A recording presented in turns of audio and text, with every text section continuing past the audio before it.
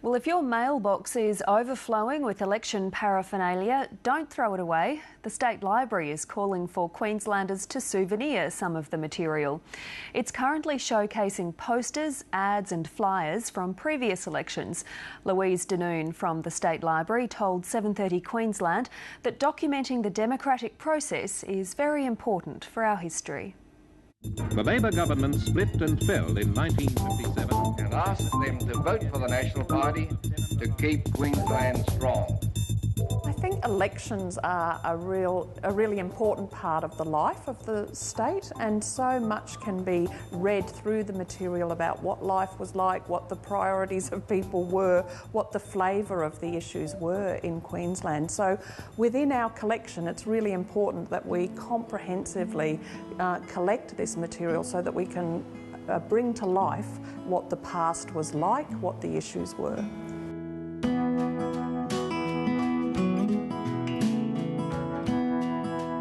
When you see the material that we have about the 1923 election here, when the Labor government was seeking its fourth term in government, the campaign that it rolled out was that you were better off as labouring people, as working class, as farmers, with Labor in government.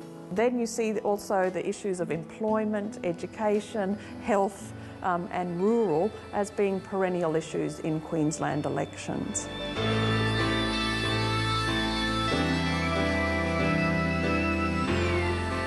There is something distinctive about Queensland. I think that we're a regional population, that most of the community doesn't live in the capital city, which makes it different to Melbourne and Sydney.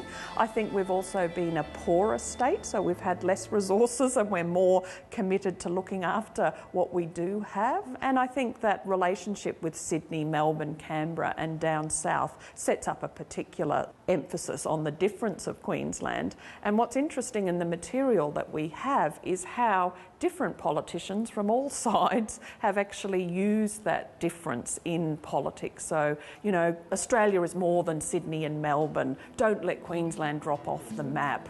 I got a lot of fond memories of Inala in the sense that I learnt a lot here. I learnt the value of hard work. I learnt a determination to get ahead. So let us lead the way in Queensland. With our Premier, say to the rest of Australia, that's the result.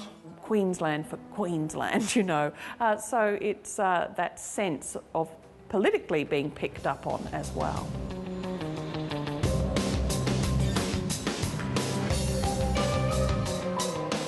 The exhibition includes an amazing pamphlet from 1938 where the Protestant ALP is asking for Protestants to be given more emphasis in the political life of the state.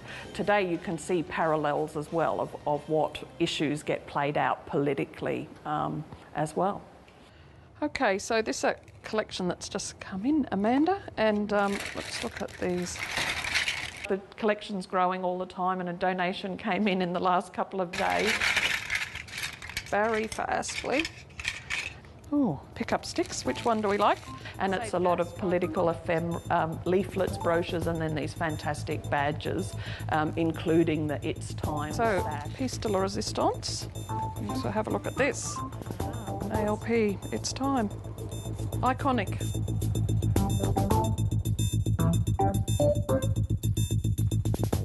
Every election campaign we make a concerted effort to collect as much and as diverse amount of material as possible, and we do ask members of the community to send us material, whether it's how to vote cards, whether it's policy platforms.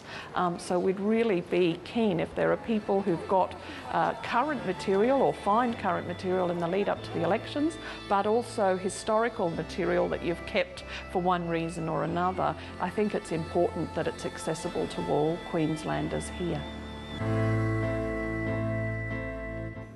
And the Queensland Votes exhibition will be on at the State Library until the 7th of May.